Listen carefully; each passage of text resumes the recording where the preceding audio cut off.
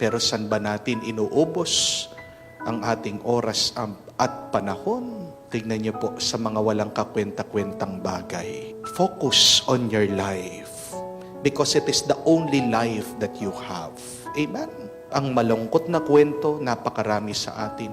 Ano ang tinitignan? Ano ang pinapansin? Hindi ang buhay natin, kung hindi yung buhay ng iba. We keep on meddling on the business of other people. At yung mga iba pa nga dyan, pinupulis, binabantayan. Opo, alam ko, pag masama yung ginagawa ng iba, kailangan ituwid.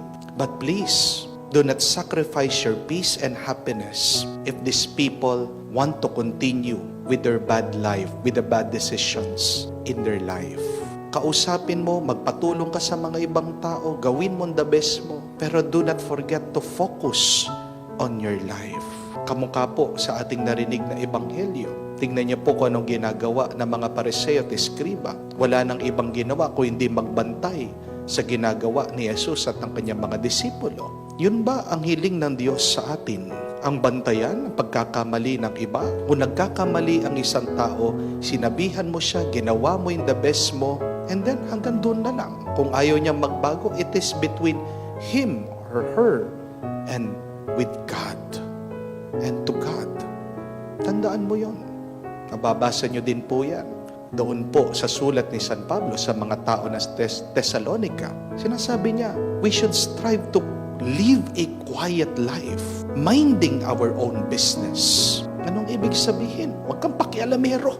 Huwag kang pakialamera. Kung gusto nila, nasirain nila ang buhay nila, okay, that is their life. But how about your life? Before you start meddling with the life of others, the question is, have you taken care of your life? Have you lived your life to the fullest? Yung nga sa mga sarili mong problema, hindi mo pa naaayos.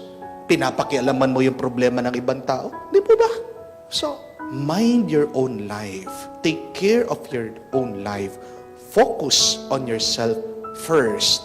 Because life is short and brief. And death is sure to come. Waste your life only by doing God's will, being happy, smile. Yan po yung una. Dahil